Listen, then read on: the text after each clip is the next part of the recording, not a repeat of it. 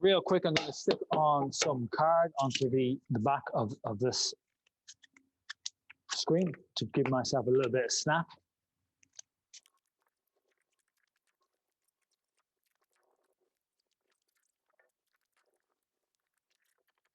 Make sure you're sticking it onto the frame rather than you don't want to be sticking it onto the mesh. Okay, so I've taped this up with a bit of parcel tape. But, you know, you could possibly use masking tape, although parcel tape is preferable. You've got to be a little bit careful with some of the parcel tape. Some of the makes out there are very cheap and they end up leaving lots of glue behind. We're going to be using the screen print medium, and we're also going to be using some inks. So, like I said, if the inks that you get,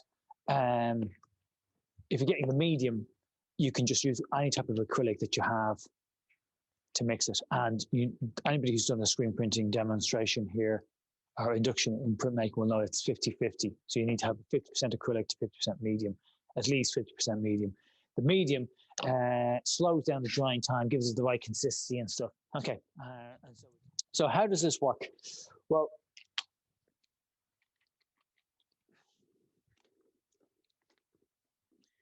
we're going to paint some ink onto the screen, and then we're going to push it through. We're going to use the medium as a sort of stop out. So anywhere I place the medium is going to act as a barrier to the ink. Now, you really want to be having your sheet of acetate or tracing paper or whatever down on your reference image if you're using a reference image, because this ink will transfer to the screen. The ink will pass through the screen onto your reference image if you're not careful. So what I'm doing at the moment is I'm popping down some medium into the areas that I want my highlights to be. Again, I'm going to go run through this really, really quickly so we can get to see what the results are like. But if you're doing this by yourself, you can take a little bit more time. I would have a tendency to mix my inks with quite a bit of medium. The medium slows down the drying time, so it'll give you a little bit more of a working window, although that window won't be forever. So you really do need to kind of work fairly quickly with it. If you want the color to be a little bit more transparent, again, add a bit more medium. So I'm getting a brown here. I want to use it for his skin tone, so I'm going to add a little bit more medium to it to make it a bit lighter.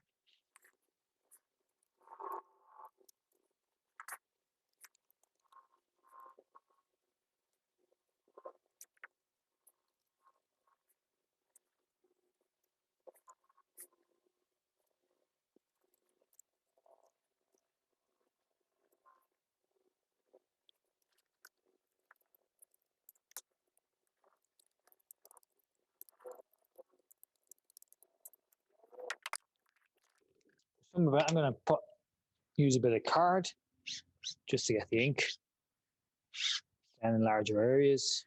And certainly, you know, for this, like the MonoType, yeah, experimenting is really the key for the first few prints that you do. You know, you want to be not just testing your kind of your jig or your technique, but also the sort of effects that you can sort of get. There's always the element of having a clue how this is going to turn out. But as you kind of practice, the more you do, the more able you are to sort of predict exactly what's going to work for you and what's not going to work for you. Now, this is true MonoType in the sense that you are probably going to get one print. There is a potential second print, which we'll do straight after, and you can have a look and see what you think of that.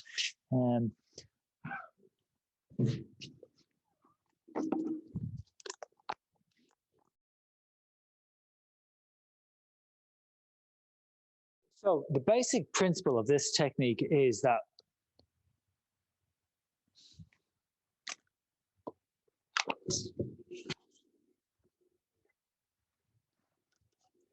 as you're dragging the ink down, it starts to pass over the whole screen.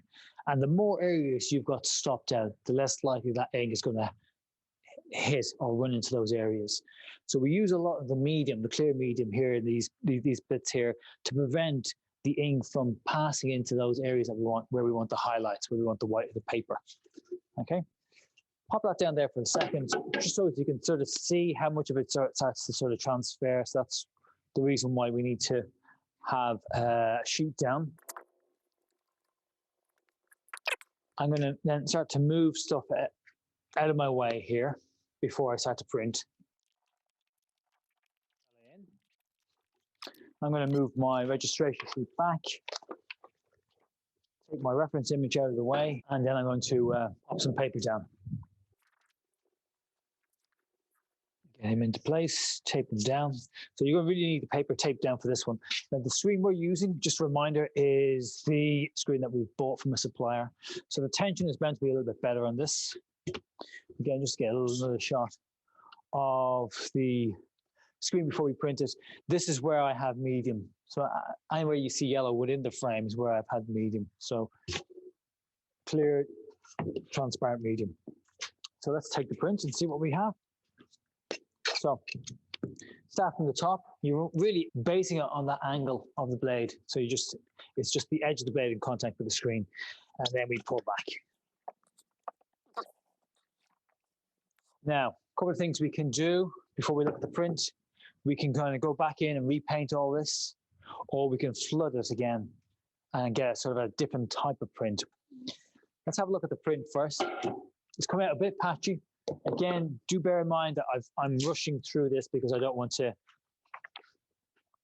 Okay, it's coming out a bit patchy, but it gives you a bit of an idea about how the process works. Okay, so I'm going to pop him there to one side. Have a quick look at my watch. Maybe I'll just reflood this and go for. And I'm going to pop on some more medium.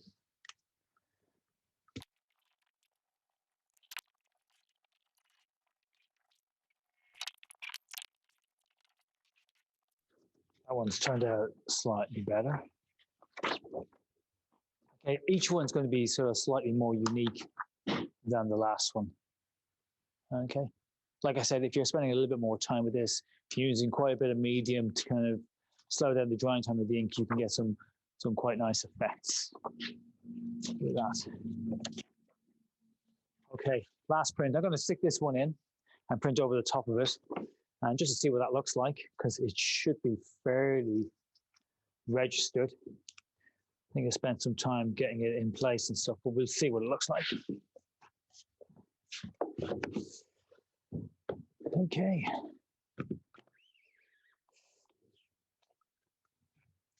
Do what you want with that ink.